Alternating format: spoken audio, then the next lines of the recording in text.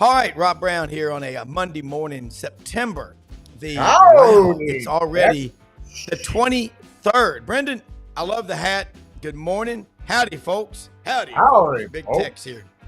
Texas State Fair is coming up. Front should have told you. Yeah, the moose out front should have told you that life ain't easy in the SEC. We got a great lineup today. We always have the top lineup of coaches and analysts in the southeastern United States. We got Coach Ellis Johnson calling in on the stream this morning. We're going to break down games, get his perspective on what's happening. Kevin Scarbinsky checks in from the Birmingham Lead. Long time, one of the best sports writers around. Going to be fun. Ben Troupe going to get his perspective. Yep. Ben, what do you think about Hugh Freeze just going? He's got to get his enthusiasm back, man. This got to do it. Dave Tompkins checks in from the Low Country in South Carolina. Get pen and paper handy. Smash that subscribe button in the bottom right-hand corner because class is in session. Here we come, folks. Pen and paper, Bob. You got to remember. Pen and paper handy. Handy. Golden pen and paper. Get paper.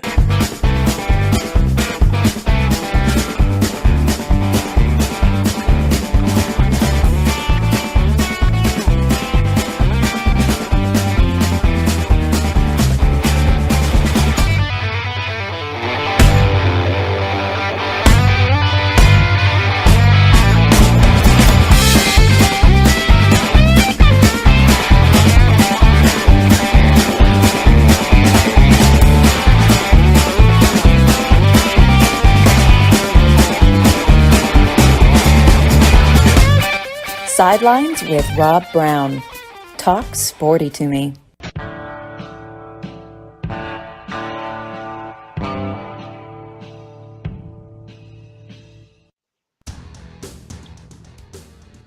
Oh, we've lost our host. Rob Brown is returning. Hi, Rob. We lost him. It's early hurricane season around here, folks. Well, it is. I was just going to play my weatherman role, Coach and Dave. That hurricane out in the Gulf, everybody's paying attention to that. We're heading down to Auburn Thursday for the Oklahoma game. Going to do the show there Friday and Saturday. So, Coach Ellis Johnson, Dave Tompkins, Brendan Martin, a lot of football over the weekend.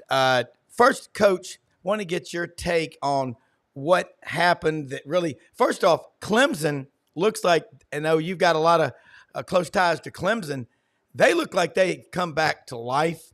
Man, a beat down on NC State. That kind of, wow. Cade Klubnik trying to do his version of Arch Manning running up the middle. But what were your takeaways from the weekend's games? Well, I think, NC State was coming off of an embarrassing loss to Tennessee, and those things linger sometimes. And there's some similarities in the Clemson attack and the Tennessee offense. I think the biggest thing is Cade Klubnik is playing as well as he's capable now. He's always had the physical abilities. Yeah. Had some really bad issues last year taking care of the football and decision making, just young player mistakes, and he's a lot better now. And I tell you, in my opinion, I think Matt Luke has made a tremendous difference for them coaching that offensive line. The protection he's getting now is better. They're opening some holes up inside the box, and it's not a real physical type of system. It's more of a speed system. But, if you can just get Maffa a crack up in there with his big frame, he can hit it. So the defense is still good. They didn't have their best front player, Tim. I'm losing. I can't remember right. I'll think of it in a minute. But their best defensive lineman was out. And I think near the end, it was the twos and the threes that gave up all those yards and so forth. So they look like to me they're playing really good, complete football right now, and hopefully it'll continue because the schedule's going to get a little tougher. Georgia schooled them, then they schooled two teams in a row that are not as talented as them. So we'll find out down the road. Yeah, Coach, what did you think about that Auburn-Arkansas game? Your takeaway on that? Auburn, this is just. As an Auburn, everybody's got to pull for somebody. I'm an Auburn grad. That's frustrating watching the turnovers. I remember when I was in school at Auburn, one of the running backs had fumbled the ball, and they made him carry the football to class that week everywhere he was to remind him of how precious that football is. Turnovers, when you turn the ball over 5 times in the game, what are your chances of winning? I mean, I don't think Oh they're. gosh. Yeah. Yeah, you'd have to have 5 on the other side too. When you get a +5 on turnovers, it's almost impossible. The thing I'm really concerned for Hugh and them, you have the quarterback situation. You have the older, mature leader, the guy who's respected in the locker room. He has a terrible performance. You give the young guy a chance, and he shines. So then you give him the ball the next game, and it's going to be his offense, and he has a nightmare. Yeah. Now you go back to the other guy, and that's that scenario. Once you take it away from that older guy who's proven himself and been your leader and so forth, it is hard to go back. But I just can't believe how poorly both of those guys played because I thought one of the main things coming into this season, I was glad to see him you take back over his offense and call his Yeah. own plays. I think that's a better thing for him. And I'm just surprised that it's now hit another bump in the road. But they've got to get the quarterback play cleaned up, and it's not just the quarterback; there's other things contributing to it. So it's Yeah. very, very disappointing. Yeah. Dave Tompkins jumping here with Coach Ellis Johnson. Yeah, And, it was tough to watch that game. I'm obviously the Alabama fan, but I pull for Auburn every game except the Iron Bowl. I said on a previous show that stick with the incumbent because once you make the switch, it's hard to go back. I think they're in that dilemma now. They got Oklahoma this weekend hosting them. Then they got a slew of road games. This is an enormous game for Auburn because if Auburn can beat Oklahoma, then they can look to salvage a season, get a bowl game, 7-6 end up or 7-5, 8-5, something like that. But if not, if they lose, I look at the schedule. I mean, they're looking at a 4-8 season, and that just is completely. Auburn fans won't have that. The Auburn administration won't have that. The Auburn athletic director won't have that. So this is a really, really pivotal game this week. yeah, it is. And Coach, I don't think anything's happening to Hugh Freeze, but you don't want to go like Dave says. You don't want to go 4-8. When people give us your perspective, people look at how much coaches make in salaries and all.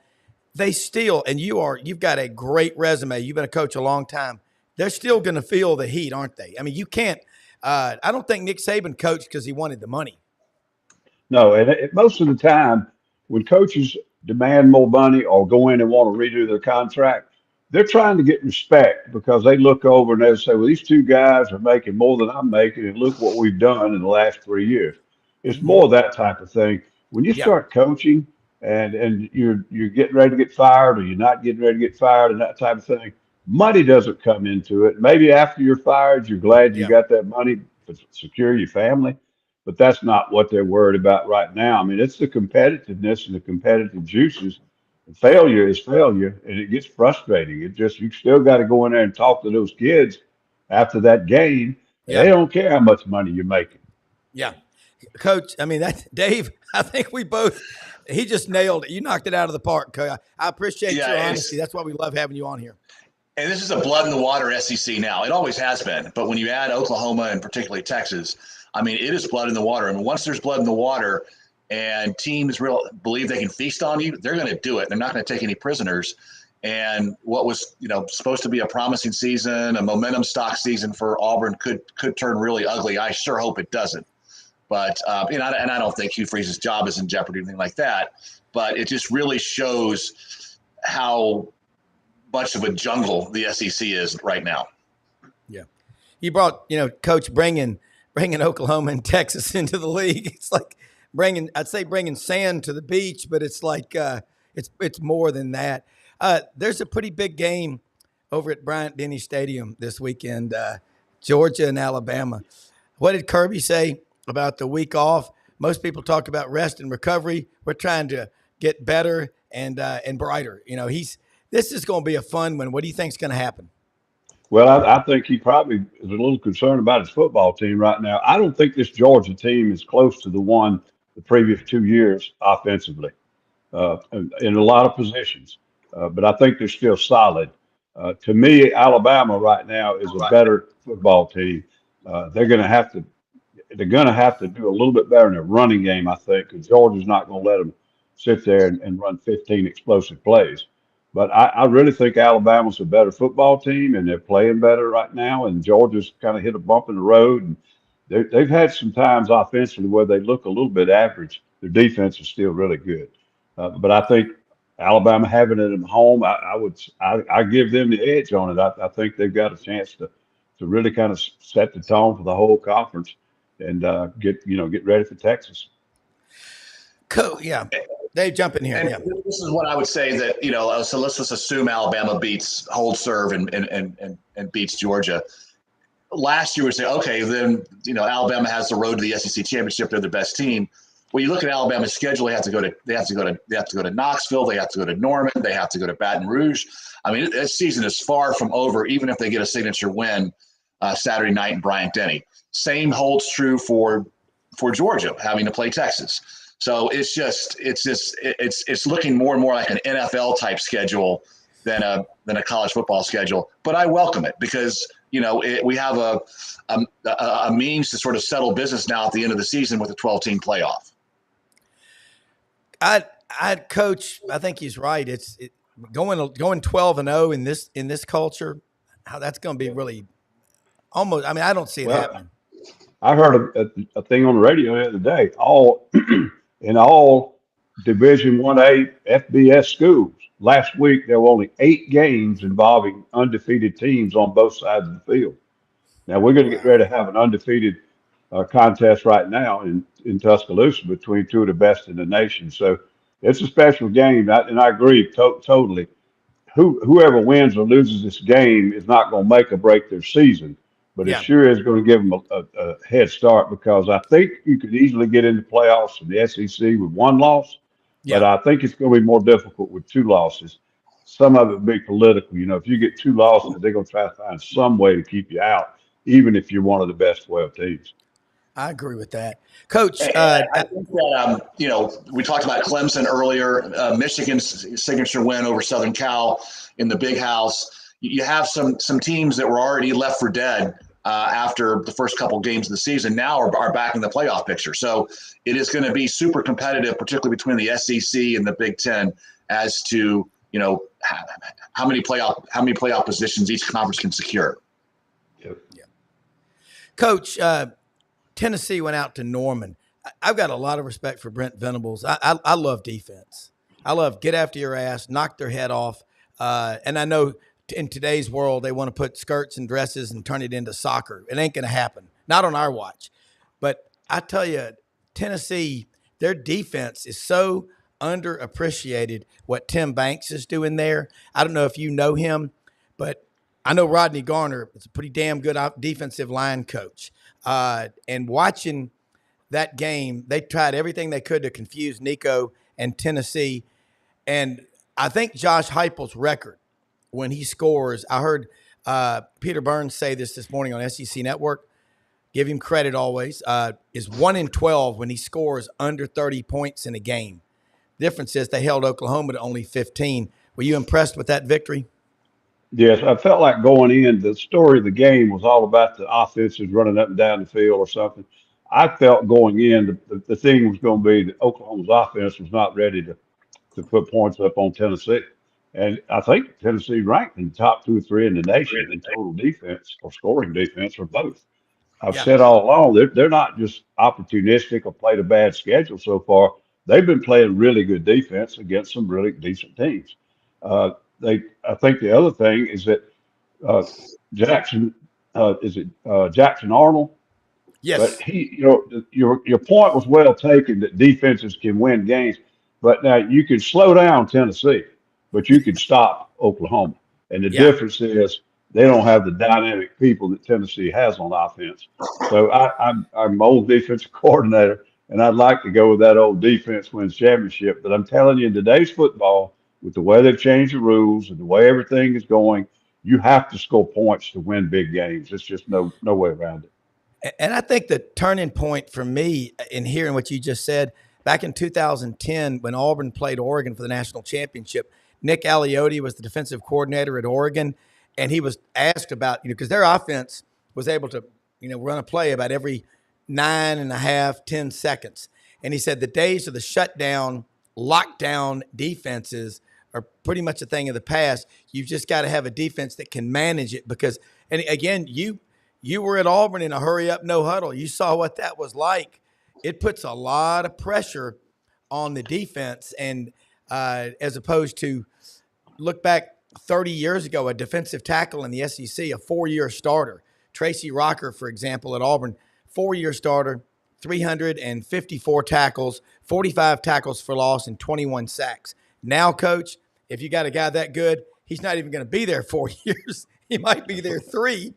And if he's there for 4 years and he has 150 tackles, that's pretty good. But, Coach, we want you talking, man. Tell how much has the game changed, and will it flip back eventually? Because nothing stays, like that forever. Oh, it may trend a little bit as people slowing other people down some, but now the game is not going to change again because a lot of this was done for TV. I mean, I hate to say it. Now, more of rules are done in the NFL for TV because it's a business, but college football, as we know, especially major college, is going that direction. So if you do anything to change the game that will make it less entertaining to fans, then it's not going to happen. I mean, that's the end of that. If anything, we may see some rule changes in 5 or 10 years to make people more entertained and try to get them to tune in because they're going to have to find that money somewhere they promised all these schools. Well, they've promised them a lot, and what's frustrating as fans, and Dave and I as fans, and watching a lot of football, everybody wants to win every game, but if you don't have a quarterback, is it now more important than ever to have a quarterback? I mean, a good one, because Jackson Arnold, put it in perspective, I think he is the highest ranked offensive recruit signed in Oklahoma history. And he was so good, a lot of people will say they let Dylan Gabriel get away to Oregon because they were probably afraid of losing him. And now they've got Hawkins, whose father played for Bob Stoops, in there. I would have kept the one I knew could do it. Yeah, and I don't know. That's just a sign of the times now with the portal and the NIL.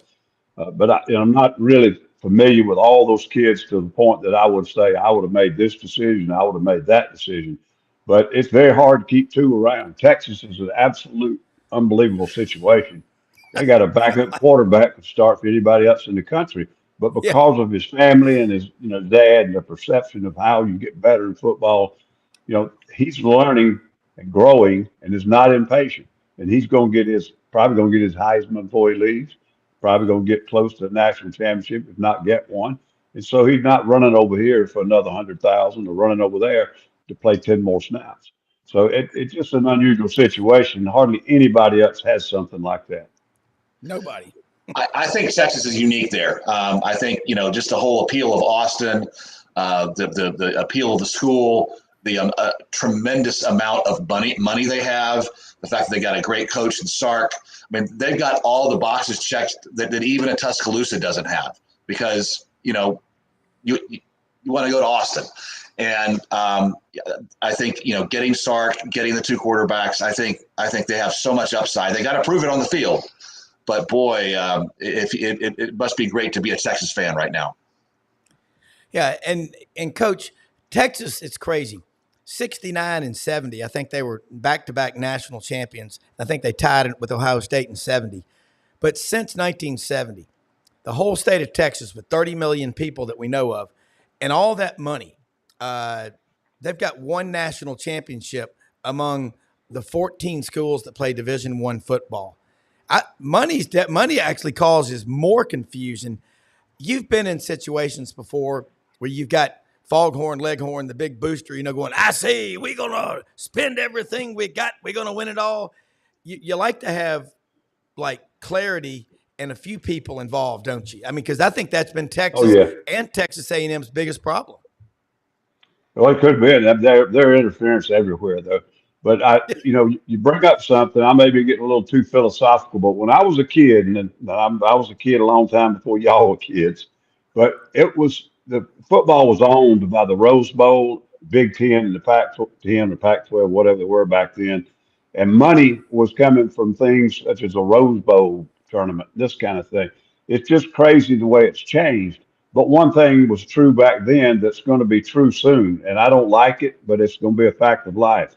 There are going to be about 20 schools that have more money and therefore have more power than other schools. And they're going to buy all the players. They used to cheat. They used to do things under the table. Everybody did. But it used to be having enough money to buy the best facilities, having enough money to hire a coach who was wanted by everybody else. Now it's going to be the payroll. And if they don't get some kind of guardrails on it and control on it, it's going to destroy the parity of college football. And somebody can say I'm overhyping it, but I don't think it's No, you're anything but not. common sense. It's common sense. It's just money is going to run everything, and these players they don't even have contracts. So why not go to another school and get some more money? Wow. And I think we're hearing about private equity getting involved in owning part of teams. But the coach, I'm with you. There's the free market. I say this always will figure this out and correct it and say there's going to come a tipping point, Dave, where people say you cannot keep beating me over the head to keep giving and giving and giving. Tennessee just raised 10% on ticket prices. That's like a 10% tax increase. What did Patrick Henry say? No taxation without representation. Not here. Liberty or give me death. Yeah. There's a great article by Dennis Dottie, who's a great friend of Sidelines. He wrote it last night about the how quickly the Mountain West is going to basically implode, and how quickly the Pac-2 is going to become the Pac-6, is going to become the Pac-12. You're going to have Air Force, Army, and Navy all in one conference, which just makes no sense because you got to play those games out of conference. And just how quickly the landscape is going to change, how badly Clemson and Florida State want to get out of the ACC and probably into the SEC or Big Ten, and just how quickly this is going to just the whole deck's going to reshuffle in the next few years. And Coach Johnson's point, how it's really going to get down to the 20 schools that have all the money and all the coin and get all the players, and maybe private equity gets involved, maybe another tournament happens, kind of like the NIT in basketball. We're going to be looking at 2030 and go, we don't even recognize what 2010 was because it's so different now. Yeah. Coach, you've got, again, a lot of experience in this. You talk to coaches around the country. The SEC right now, it's pretty top heavy. We thought Missouri is ranked number 7 in the country. This is not the Vanderbilt of the past. For the first time ever, and I heard Clark Lee, Vanderbilt's coach, say this at SEC Media Days in Dallas, every player on this roster is a player that's bought in and been signed by him and this staff. So it's a different mindset. But that I'd love to go to battle any Saturday with Diego Pavia. That son of a bitch, he is a badass. Wouldn't you love to have that guy as your? He goes, I'm the best player on the field every time I step out there on either side. Nothing wrong with confidence, is there? No, and I was very impressed with him. I wasn't even familiar with him that much because who follows Vanderbilt recruiting? But I was really impressed with. And hey, Brady Cook is one of the better quarterbacks in the conference statistically, and it wasn't even a close contest with them. Now their defenses had a lot to do with helping their quarterback on the other side, but I just think he was really impressive, and he was so much better than Brady Cook that day. Hopefully they can remain competitive. And I agree with you, it's top heavy. It's always been a little top heavy. What was that? The statistic from the creation of the SEC, there are only 6 teams that have ever won the national championship. And it goes back in history, but the Big Six, there's only been like twice. Kentucky tied and got it one time, and I think going way back, Ole Miss, had some that were supposedly championships. But bottom line, it's still the best conference from top to the bottom. I'd love to take the bottom 5 schools in the SEC and match them up with the Big Ten. I don't think it's even close. Coach, I wanted to ask you, we've got a lot of, obviously I'm down here in Florida, and obviously there's some coaching, up and downs going on. I don't want to kind of, beat a dead horse here, but, a lot of ways I just want to say, how do you think that, because you mentioned, I talked to a coach and you're talking about getting fired, or you're talking about there's a certain part of this job that is just different. There's like the inevitable.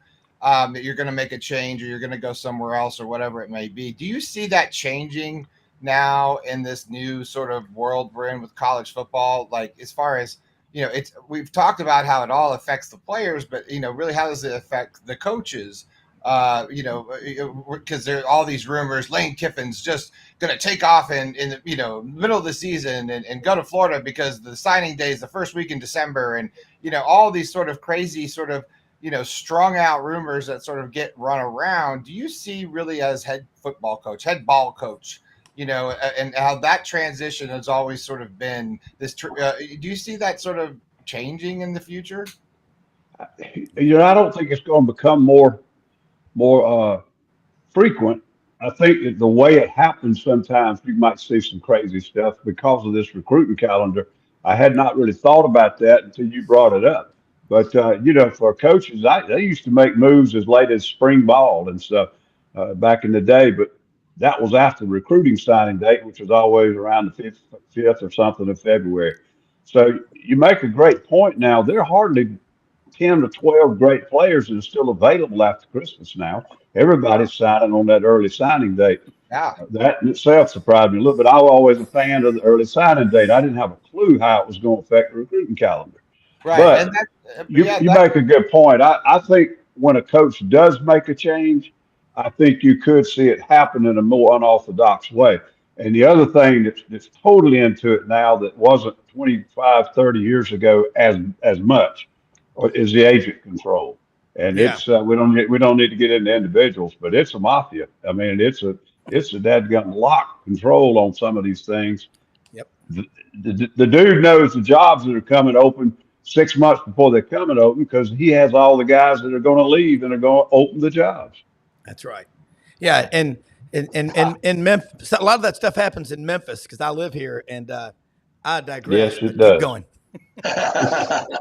No, I just think it's a really interesting perspective. We get once in a while get to talk to Urban Meyer and a couple of the coaches around here, and excuse me, it's really my favorite conversation because when you talk to a former head football coach, you really get an understanding because you all are CEOs of a massive entity,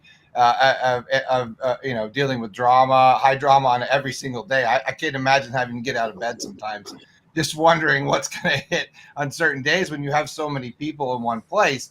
Now with all of this extra, the money, the NIL, now you've got the transfer portal, all of these things. I guess you can't just, you just got to, I don't know, keep your head forward and just keep doing your thing, playing your game as much as you can. I guess you can't make everyone happy, right, Coach?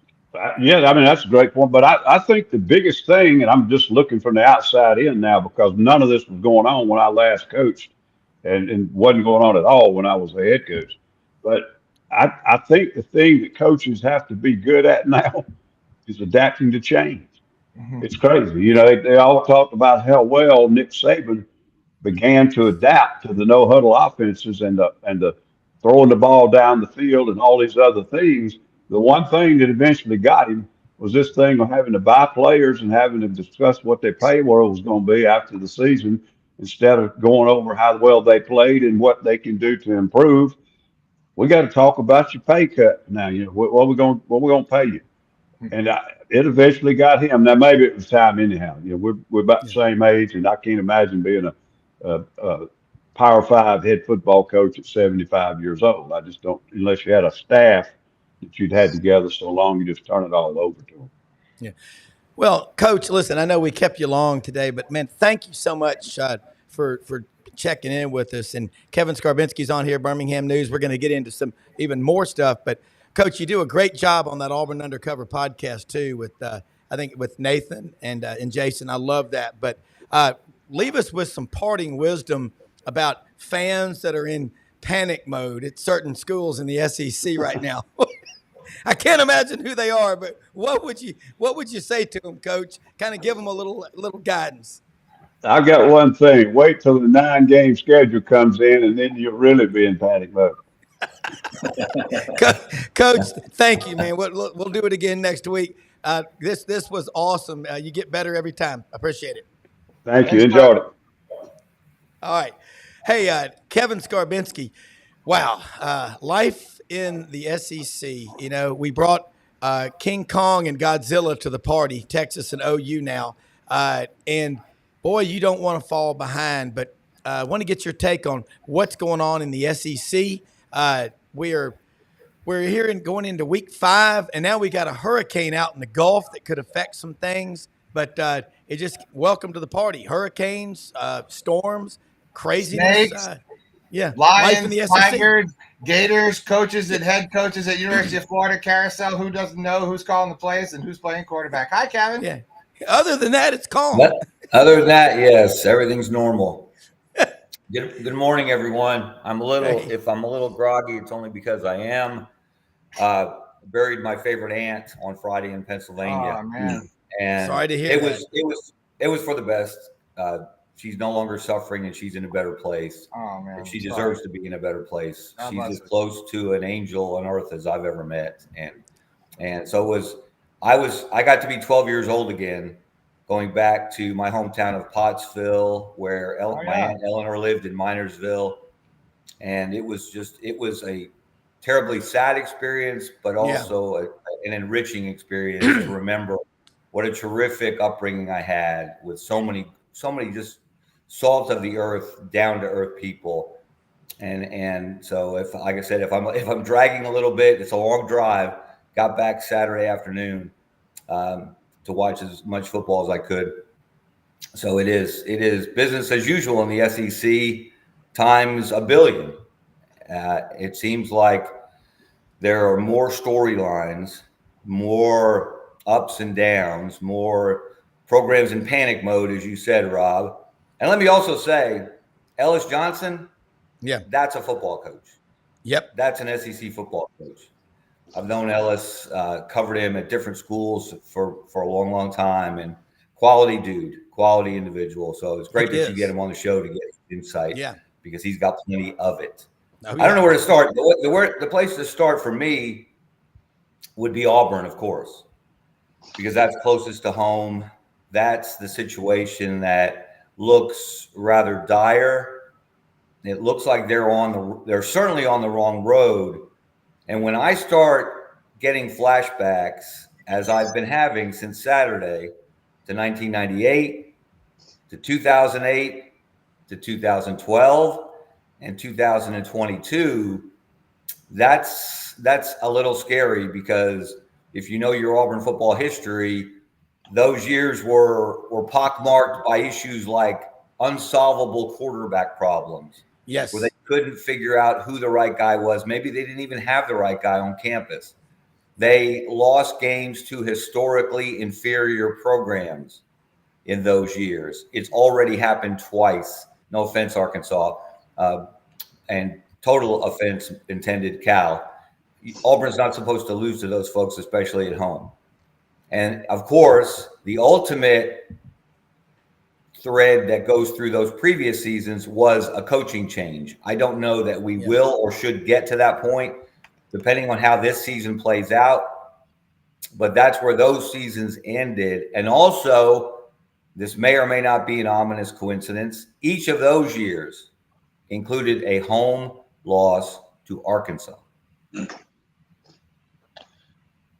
Do with that what you will. It's like the bad Arkansas Razorback karma, dude. And one of those games, Rob, you'll remember well, 2008. Bobby Petrino was the head coach at Arkansas. And by the way, Petrino has certainly exacted some measure of revenge for Jetgate. He's now 5-2 against Auburn in various capacities at different schools since. Yeah. Well, and before we bring in Ben Troupe, because I want to get Ben's perspective about the demeanor of Debbie Downer. I mean, Hugh Freeze. He's got to start poking his chest out, project a positive image. Who's going to follow that? I mean, y'all full disclosure, my blood runs orange and blue, but I call it like I see it. I mean, you have to.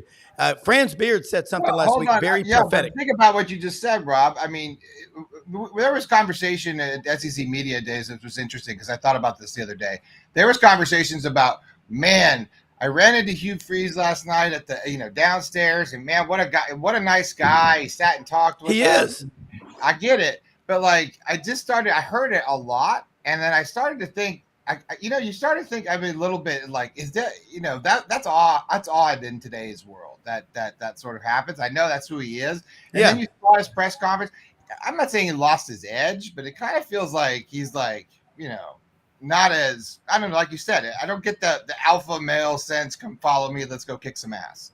Yeah. I just well said, Brendan. He doesn't appear in charge. Yeah. He doesn't appear. He has appeared uncomfortable almost from day one as the Auburn coach. He doesn't feel comfortable with discomfort. He doesn't seem like a guy who can overcome adversity. And I think that is one of the most important things, whether you're, placing a bet in a startup, my day job, you want a founder who has a past history of having overcome adversity. I think the same holds true for a head football coach. I think the same holds true particularly for a head football coach in the SEC. There's going to be adversity.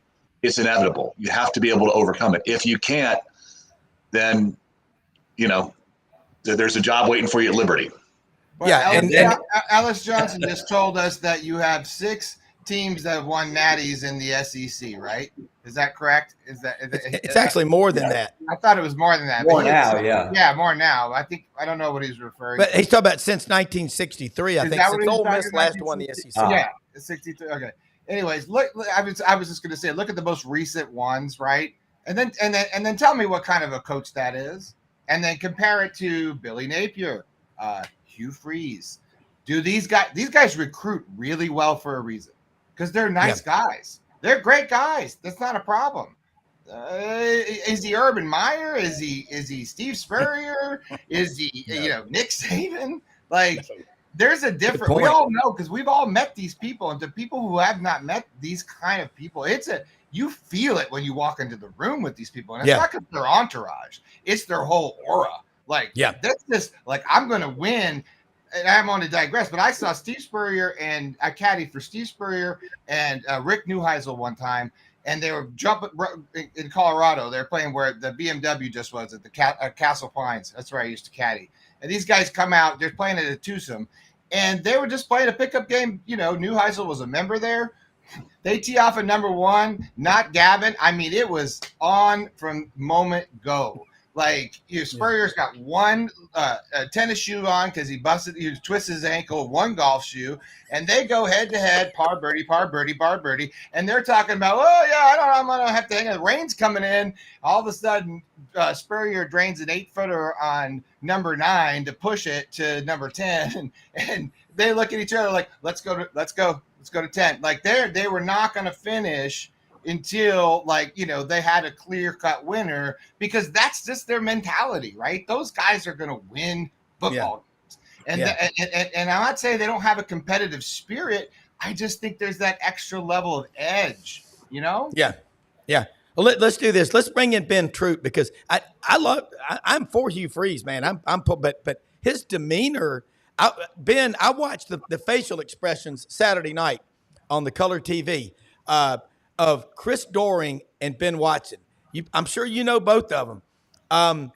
And holy cow, they looked like, whoa. And I don't know. I heard what Chris Doering, Ben Watson said, because Freeze was just the players that. I'm of that mentality of the coach gets up there and says, this is my fault. I'm going to fix it. I will take care of this.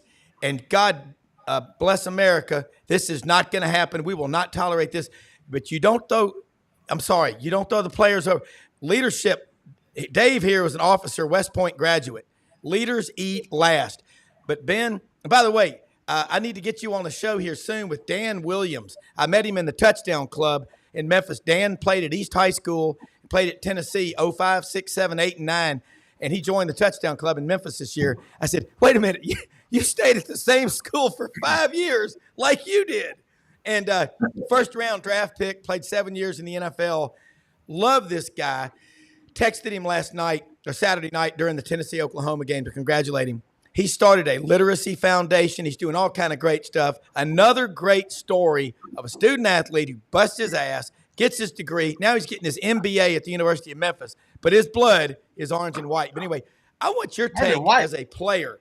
I want your take as a player. Son, Yeah. time out. Yeah. Origin White? Did you just say?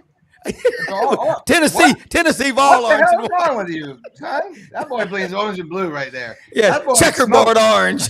He smoked from Tango and Cash. I keep trying to wait. What movie we're referring to? I forget the. No, Brent. He's not talking about me. He's talking about Dan Williams. I know. He's talking about. No. It was the world longest intro. I was trying to veer him off to say hi to Ben Troupe. Welcome to the show, Ben Troupe. What's good, man? No, I know that. Ben and I text a lot. But Ben, what are your thoughts about that? I mean, as a player. Hugh Freeze is going to realize real fast this ain't the same SEC he left when he was at Ole Miss. And I think the thing is, I think you guys make a lot of great points. You know, what you're supposed to discipline in private. You don't do it in public because these players are different now. They got a lot more leverage. They got a lot more, prestige that come with them. And you're gonna do me like that for the public to see? Well, think about this. I was told a long time ago, the same reason why you hire a coach will be the same reason why you fire him. Because if he ain't getting it done Auburn ain't for everybody. And Auburn is the craziest place to coach. I'm sitting in front of Gene Chizik, who won a national championship 2 years later. He's gone. I'm sitting in front, and I'm like, how does that even happen? Because you can't go undefeated 1 year and lose every game in the SEC the next year. Then I saw the same Auburn team take a guy that came from Georgia who played DB. Now he's playing quarterback. They go all the way to the national championship. That's what happens at a place like Auburn with Hugh Freeze. Yeah, he's going to be able to recruit because he recruits in Alabama. He's going to get some great players. But you can't praise me when it's good and just throw me under the bus when it's bad. I mean, Coach, you got to take some responsibility. Plus, we're supposed to be the amateurs, right? You the pro. You getting paid a lot of money to be here. But I think that's the scariest thing about a Hugh Freeze is you give you give them these head coaching opportunities based off what they've been and what they could be. Well, that's anybody in life, ain't it? Everybody got potential. But this is the SEC. It's a little bit different. Potential is great if you're in other conferences, and I ain't taking nothing away from them. Auburn, they expect you to win now. I don't care what Alabama's doing. They don't care what LSU is doing. They don't care that Georgia is the creme de la creme. What's going on with Auburn? Because y'all are the two. Listen, I don't think Auburn is the second fiddle to Alabama. They're the two biggest brands in the state. But you got to look like it. And that's the unfortunate part of a guy like Hugh Freeze is everybody saw what he did in Liberty. Liberty ain't Auburn, man. I saw Malik Willis rip up my Titans yesterday who drafted him. Well, Green Bay ain't, that's a total different organization than the Titans. So I just think for me, Hugh Freeze is going to realize real quick, if you think you're going to win games, I'm supposed to know how my coach feels about me in private. He could pull me in his office or a team meeting room and he can rip me a new one. You talking about me like that in the public, and then you're going to come back and say, all right, man, we got to – because I'm trying to figure out who you are as a coach. Because do head coaches and players have genuine, authentic relationships? No. Can we have them? Yeah, they're very rare. But a guy like Hugh Freeze need to know you ain't built up enough rapport to be talking like that. You haven't done enough yet at Auburn to be talking like – and I'm not saying any coach does. I mean, I'm not saying any coach does. But the best coaches, they know how to be chameleons. They know how to say, hey, man, listen, the last thing I'm going to do – look, my son plays football. What I'm going to say to him in private is not what I'm going to say to him in public. I'm going to praise my son in public even if he didn't play well on Friday night. Maybe that's a part of Hugh Freeze because I think a big part of coaching now, you have to adjust to the players. You ever went to a practice at Auburn? You hear the music they playing? You think Hugh Freeze listens to those artists? No, but his players do. So that's why he's going to play it through the – that's what I'm saying is being able to adjust. And I'm not saying Hugh Freeze ain't a good coach. He might not be a good coach for Auburn. Only time will tell. All right. I called Roman Harper. He was on the show Friday, the truth broker. You're the truth broker, too. You always have been. Kevin, respond to what Ben said. At 6'4", 245, still looks like he could suit up and play in the NFL, but I love your honesty. Kevin? Yeah, Ben just pancaked the truth right there. I mean, that's the way it is. And everybody talks about, well, you have to give him time. You have to give him time. Look at the recruiting. They're going to – guess what? Some of these five-star receivers that you brought in, they can leave just as easily as they came. Yeah. And if you continually place the blame on them in public, and again, that's the key distinction. We've all heard it before. It's true for parents, leaders of any kind. You praise in public, you criticize in private. Yeah. And Hugh Freeze does not look like a man taking responsibility for the many, many problems that program is experiencing right now. And let's be honest, guys, and Rob, I'm going to differ with you. I've never been a Hugh Freeze guy. I didn't think he was the guy for Auburn. I thought they were on the right path going after Lane Kiffin, and they really thought he was coming. And I thought they panicked a bit when he said no in hiring Hugh Freeze. But let's be honest, Hugh Freeze is not what he used. Hugh Freeze is not what he used to be, and what he used to be is not what Auburn has been at its best. He never won a division, never got to the SEC championship game, never got to the BCS championship game, never played for or won a national championship. He was dollar store Gus Malzahn. You know what? I'll say this, Kevin. The obvious now. I mean, the easy part of the schedule is over. I mean, you got 3 brutal road games coming up, and then you host Vanderbilt, and Vanderbilt is no longer Vanderbilt. And you lose that game at home to Vanderbilt, it's tough. And yeah. You know, they're supposed to be, if not what they're supposed to be 4-0 right now, or 3-1 worse, not 2-2. So it is a tough road to hoe here in the next month. Ben, I want to ask you, and Kevin, I say I like Hugh Freeze personally. I like the way he recruits and all, but I always said the same thing in my mind. Where were the scalps? You know, where was the hardware, the Troupe, the championships? Ben, get back in here. This is a great discussion. I love the honesty. Well, yeah, I mean, look. Well, Ben, Ben, can I ask you a question? Just say, look, what about putting that lens on Billy Napier?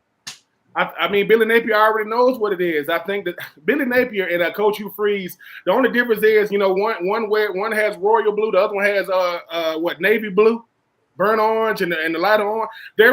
Billy Napier knows what it is. But here's the difference, though. People get mad at Billy Napier because he won't discipline his players in public because you got to give them to play for you. If I'm the manager at Walmart, right? If I'm the manager and y'all work under me, God forbid that ever happens. Of course I'm gonna be nice to y'all. Of course I'm gonna be nice to y'all because I got to get you to do stuff you don't want to do.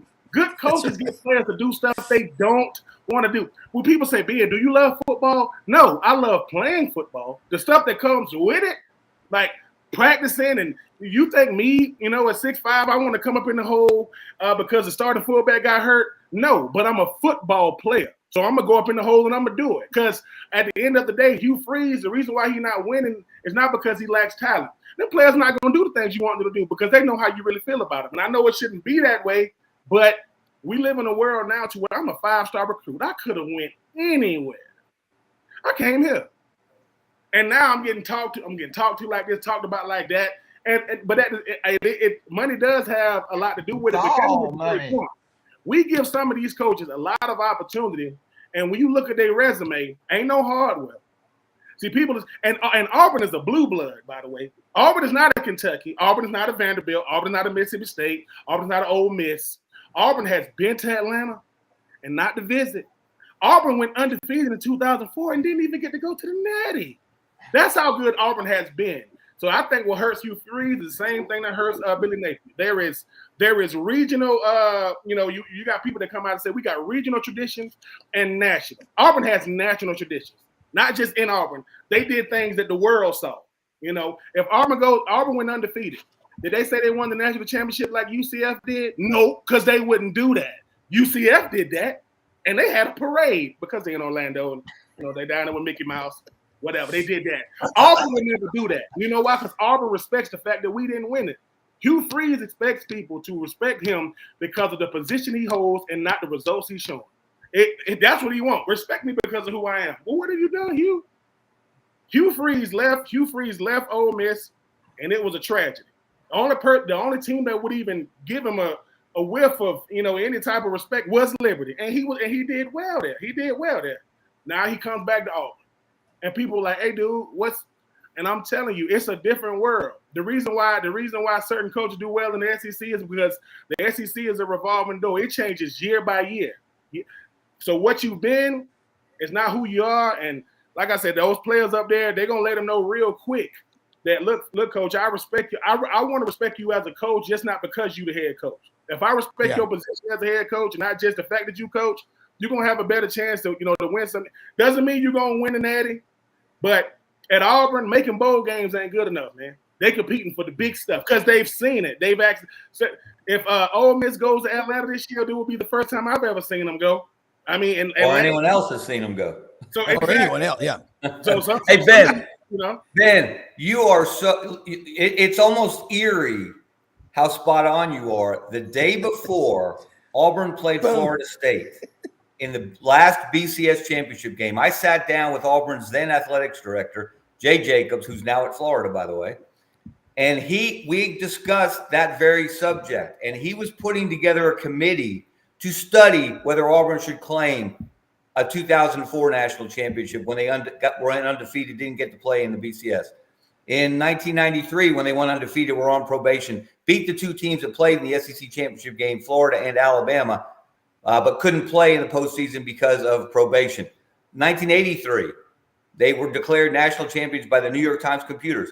They put together a committee to study that, and they decided, no, we're not going to claim those championships. So you're spot on, Ben, and there's the facts to back it up. Auburn expects better. Auburn should expect better, but they are not. They historically, Ben, they have been one of the traditional six powers in the SEC. But currently, and going back 4 or 5, you want to go back 10 years, they are slipping and sliding towards mediocrity. Well, they're already mired in mediocrity. They are now closer to the bottom of the SEC than they are the top, and that's not where Auburn should be. Well, the canary in the coal mine for Auburn is you don't lose to South Carolina. In 20 and 21, Auburn lost back-to-back to them. Prior to that, I know they didn't play every year. That series was led by Auburn 10-1-1. Auburn's last loss to South Carolina was during the Franklin Delano Roosevelt administration in 1933. And what you got to look at is since 1963, which is the last time Ole Miss won the SEC, only 6 teams have won the SEC championship in football. Auburn, Alabama, Florida, Georgia, Tennessee, and LSU. Now you're bringing in Texas, you're bringing in OU. It's a different world. But once you taste a national championship, your mind never reverts back to 8-4, 9-3. It's not going to be okay. You can't panic, but Dave Tompkins, you know this in the business world, like I do in the stock market and all. It's always darkest before dawn, but holy cow, man, Auburn, it's an Alaskan darkness. I mean, it's dark 23 hours. They've got to find a way out. And the best thing you can give fans is hope. But I just think Hugh Freeze, I don't know, he needs a PR firm or something to work with him because he's not exuding confidence. Have you ever met any of y'all, Fred Smith or like the founder of FedEx or Jerry Jones? When you meet these kind of people, it's like, wow, you just put your hand on a power line. I mean, they exude confidence. Pat Dye famously said one time, I used to stand in the backfield to watch my quarterbacks every day, and they were not allowed to have a negative thought in their mind. If they hung their head after a bad play, you know what he would do, Kevin and guys. We need more, but also if you're going to be tough on them, like Ben says, they got to know you care. But for God's sakes, do it in private. I never humiliating people in public because you can, as in the military, Dave. How about that? It does not work, does it? Well, let's use Fred Smith as an example. His son, Arthur, Richard. I believe, failed as coach for the Falcons. Now he's a defensive coordinator for the Steelers. Arthur, doing a great job. They win at home, go to 3-0 yesterday against a really good Chargers team. Arthur's in the right place. To Ben's great points. Boy, this has been so fun listening to that. It's hard to imagine Hugh being in the right place right now. It takes a special fit to be head coach at Auburn because Auburn is a very, very unique place. It is uniquely wonderful, but if you don't fit there, it becomes obvious like almost immediately. And I'm afraid that's the case now. And I feel so bad for Auburn because they've had to make so many coaching changes in the past decade. But man, it just doesn't look good right now. Ben, and Kevin, I don't want to go through a coaching change. You know, you want it to work out. You got talent there, but Ben's right. Guys stop by for a cup of coffee, for one semester. I'd like to know how many of these guys, what are their majors? We used to hear about people's majors and is anybody academically ineligible anymore? you've got. I mean, regular students have to roll the dice and take these big ass student loans. Wait till you try doing it out of state. They got to pay that thing back. Look, everybody. Ben, we got to have accountability. You mentioned no contracts. How'd that work in the NFL? You had a contract, didn't you? You got to be held accountable. You did, but the NFL is such a, everybody want to compare college football to the NFL. The only people who's benefiting from, the modeling, as far as the NFL and college are the coaches, because they get guaranteed contracts. I mean, they get money to leave. I mean, name a job in life, they pay you to get up out of there. I mean, I ain't never seen that before. Never. But I think that when you start talking about a place like Auburn, it is uniquely wonderful. Think about it. The SEC is the only conference. They don't got metropolitan cities that the schools are in. Maybe outside of Austin or maybe Texas A&M. Could you imagine if Auburn was as big as like Tampa? Could you imagine if these places were that big? Yeah. And these coaches, there's a reason why these coaches, these teams are building like these small little towns. They built for SEC football, and I do agree with certain coaches are not in the right fit. You put them in the right spot. People go, why would Hugh Freeze be the head coach at Auburn? Because it's Auburn. Of course you're going to – it's a resume booster like nobody's business, but I just think that just because you took the money doesn't mean that you're going to give the results, because at the end of the day, it's a results-driven business. Y'all ask, what are their majors and why do people leave? You know why people don't leave is when you win it. Yeah. Look at the best teams in the country. They go through the transfer portal, not the best players. They got players leaving, not the players that matter, though. Every team got players leaving. Why didn't Brock Bowers leave Georgia? Why did Stetson Bennett and those guys leave Georgia? Why did certain players are gonna leave, right? Certain players are gonna leave. But when you winning, it's hard to get them. It's hard to get them not to leave, because then they saying, "Man, I want to be a part of this." Everybody thought DJ Uiagalelei, I hope I said his name right. He's going to Florida State. He's going. Yeah. That's his third team. So people go, he ain't playing well. Did you see him at Clemson? He didn't leave Clemson because it was going so well. Yeah. No one dates somebody and goes, "Listen, sweetie, you just this thing is going too well. I got to go." It doesn't go that way. Hugh Freeze is at Auburn because Auburn is one of the best teams in the country. As far as like their resume. But so when he finally got the seat and all the bells and whistles went away, they closed that door and they said, "Hugh, you know where you at, right?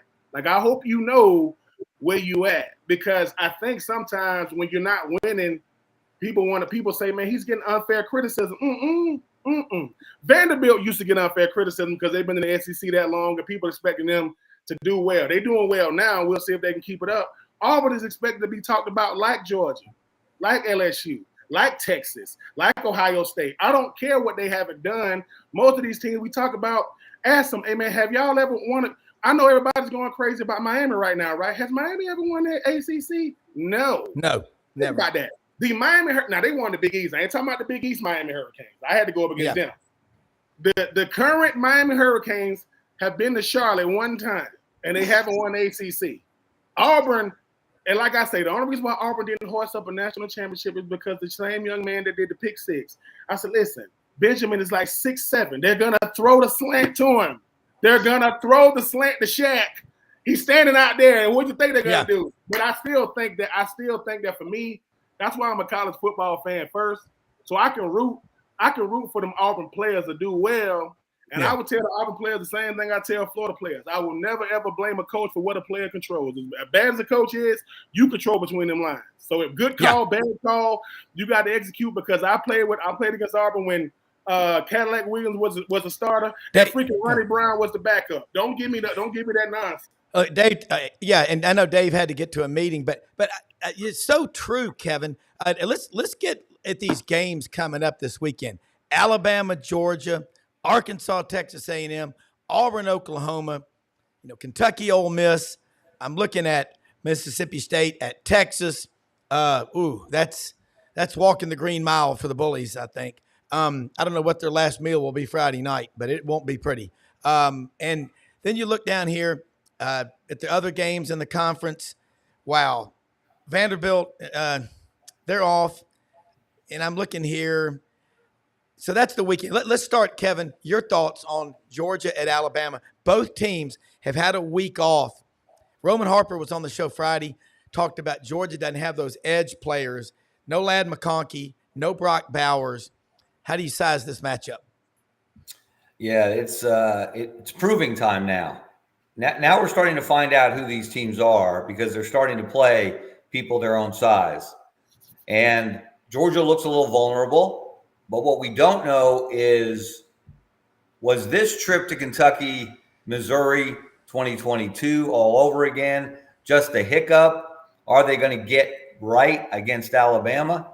Or is this Alabama offense, which I think is the most explosive in the country, with the number of big players they've got, starting with their quarterback, Jalen Milroe, maybe this is the game where people start to realize Kalen DeBoer knows what he's doing, especially in big games. Ask Dan Lanning in Oregon if Kalen DeBoer can handle big games over the last 2 years. Go look at those Oregon-Washington games and see how they turned out. They were tight. They were tough. They were physical. They went the distance. But who came out on top each time?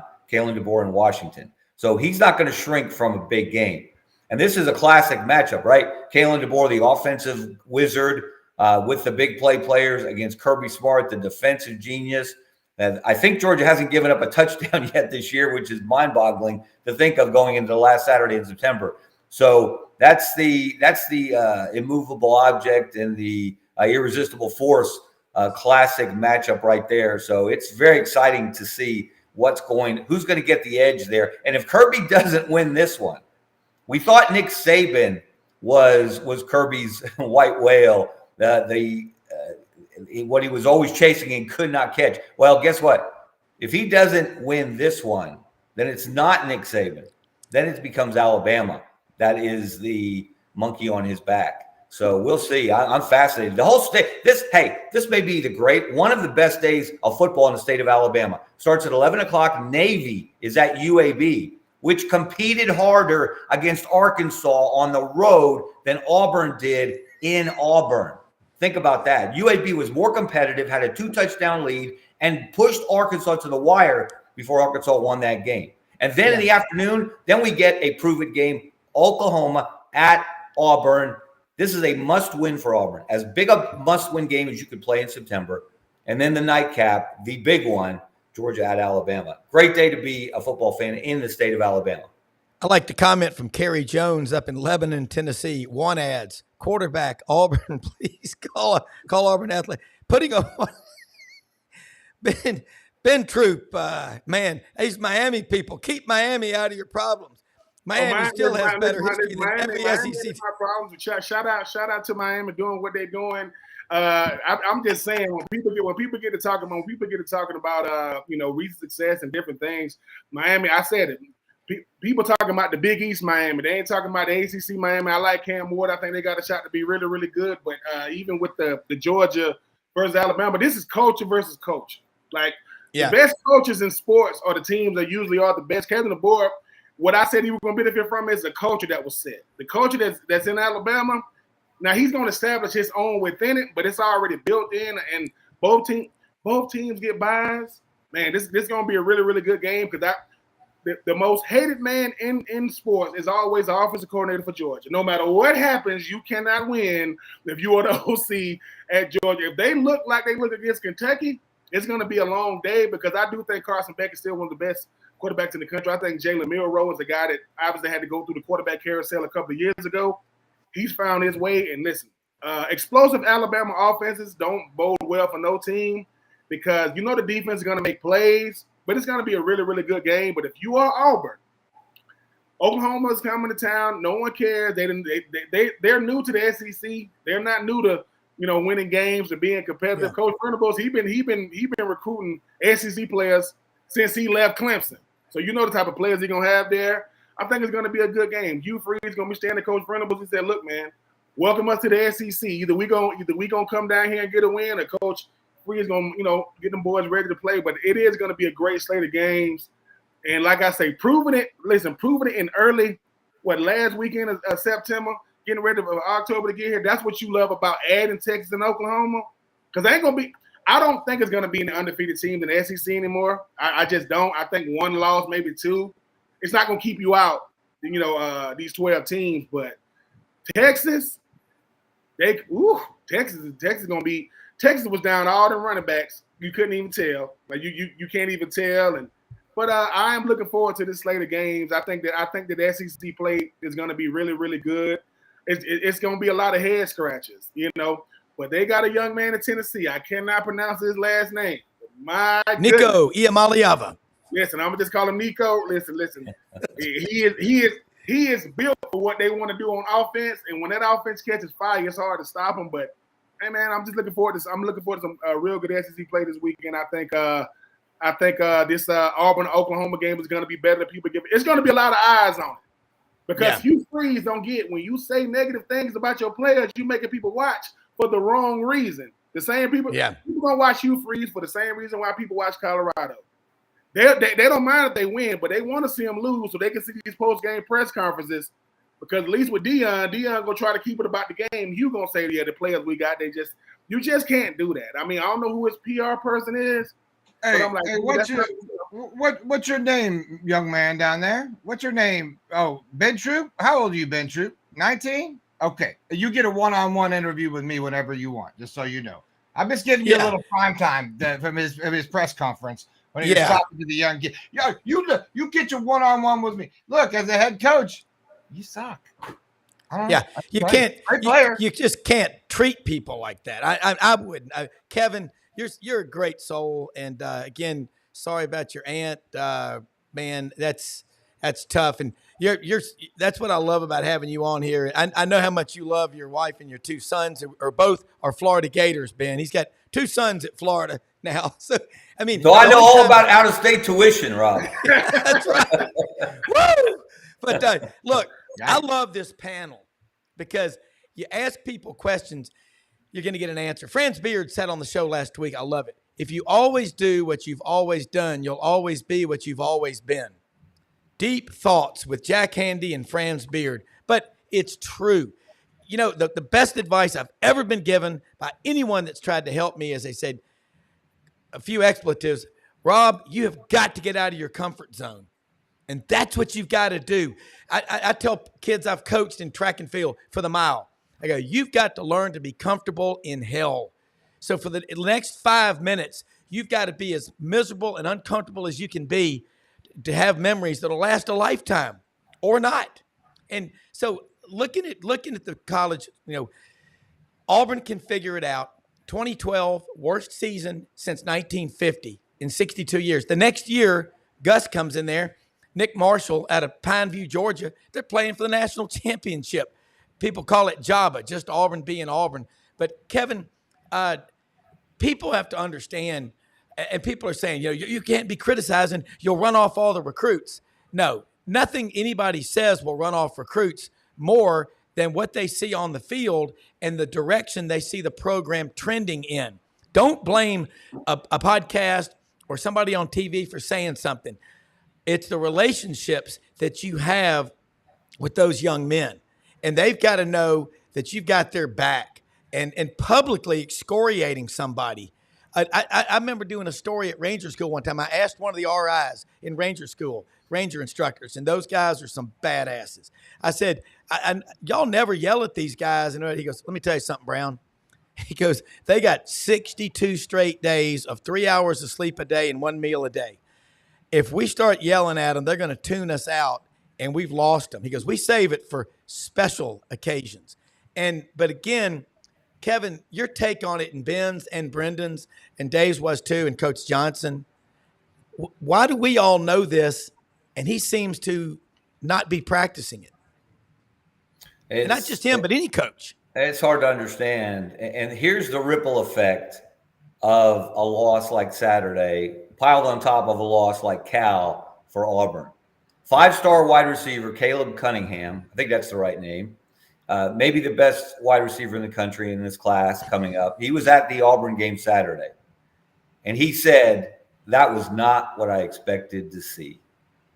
So you start putting negative vibes in the minds of 5-star recruits, and all of a sudden the promise of Hugh Freeze has been he's going to bring in better players. He's going to sign better classes. Brian Harsin totally abdicated his responsibilities when it came to recruiting. And even Gus Malzahn, toward the end of his tenure, was not getting it done on the recruiting trail the way Yeah. Auburn needs to get it done. Well, that promise goes away in an instant. You keep losing. That's why I say this is a critical game. Auburn loses this game, you're 2-3 after a 5-game homestand against the weakest part of your schedule. And now you got to go to Georgia and Missouri and Kentucky. And then here comes Diego Pavia, who danced all over your grave last year with New Mexico State. Now he's at Vanderbilt. Auburn could be 2-6 or 2-7. That's not out of the realm of the possibility. That's why they've got to pull themselves together and find a way to beat an Oklahoma team that's very vulnerable, still competitive on defense, but an absolute mess on offense. Yeah. I mean, Kevin, you nailed it. Kevin, how do people follow you? Follow me on Twitter/X at Kevin Scarbinsky. Keep up with everything I'm doing, my 2 columns a week in the Birmingham Lead and my Saturday 6:30 p.m. show on CBS 42 in Birmingham, College Football Saturdays with me and Scott Griffin. Love it. Ben, 84 Reasons podcast. And again, when you get people on, you want honest answers when you ask questions. And I think today has been riveting. It's been fantastic. And that's what we're here for. Bring on the best coaches and analysts in the Southeast every day. That's our mission as a show. And that is all eyes are watching. And, you know, you've got to have – and, Ben, I don't think you're saying that you don't push these kids hard or whatever like that. No, exactly. You got to push them hard or they're never going to produce. But getting on TV, you have got to come across as, all right, I've got a plan on how to fix this versus looking completely lost. I mean, like somebody that parachuted into Beijing that doesn't speak Chinese. And like, how are you going to get around? Yeah, and I'm looking at some of these comments over here. Who is this Black Raider Steel? He was asking me what I was saying about Miami. I was saying we haven't seen you in a long time. The last time you won that championship was 2002, and you've never won the ACC. That's what I meant about Miami. Saying that OU went 3-1 against Alabama. Alabama never said they couldn't be beat. Did they beat them in the national championship? Oh, that's right. Bob Stoops won in 1999. So you telling me that Bob Stoops won the national championship in 1999? He won a bunch of Big 12 championships, right? 2000. Right, 2000. I'm sorry. What I'm trying to say when people ask me why I bring up certain teams is I say, look, you haven't won a national championship, very, very, in this era. I'm talking because if we're talking about winning national championship, we're talking about staying relevant. We get it's going to be ebbs and flows. Well, the ebbs and flows happen in college football because the talent, I think, is very, very, very, very similar now. You still got some of the best players, but when you start talking about what's the difference in an Auburn, and a Mississippi State? What happens in Auburn matters. We talk about Mississippi State, but what happens at Auburn is going to matter. Just like in the ACC, right? When it comes to the ACC, right, certain teams, it is going to be Miami, Florida State, and Clemson. What they do, it matters. And not saying everybody else don't, but when it comes to these players, are the players a little bit too sensitive for me? Yes, I can't say that. As being a former player myself, they are. But look, you know that. I'm sensitive when I'm sitting there asking you things in the recruiting trail, saying stuff like, okay, if I come to Auburn, am I going to get this? Am I going to do this? And you forgot how many times you told me yes. You forgot what you told me on the recruiting. But I came to Auburn because you told me because we would win. That the selling point is always the same. People think it's the money. It's a part of it. People think it's the notoriety. It's a part of it. But when you're winning, everything is easy. Getting boosters, getting NIL stuff, all that stuff is easy. You know what makes life hard? When you're not winning and you're going to these same people saying, keep putting money into the program, Yeah. I said, well, listen, the biggest ambassador of any college or university is the head football coach, unless it's a Kansas, unless it's a UCLA, or Duke basketball. We get that. So when it comes to a Hugh Freeze, what Hugh Freeze need to understand is, hey man, I know you the head coach, but you reckon this Ferrari. Yeah. You drive this thing right. So. Yeah, I'll say this. The highest grossing basketball program in America last year made $38 million. The highest grossing football program in America last year, Texas, brought in $175 million. Football is everything. So anyway, Kevin, Ben, Brendan, awesome show. Everybody support all of our sponsors at sidelines.live. like Hewlett and Dunn, the Vitamin Shop, some big ones that we're working on. We're looking forward to bringing on soon. Rumble Boxing, Web-Footed Kennels, Matei's Garage, Tom Martin's Body Shop. We can't do it without you and our viewers. So great show. Thanks for watching. We will see you in the morning. Lots to talk about. We have definitely started up on a Monday morning. This is awesome stuff. Thank y'all.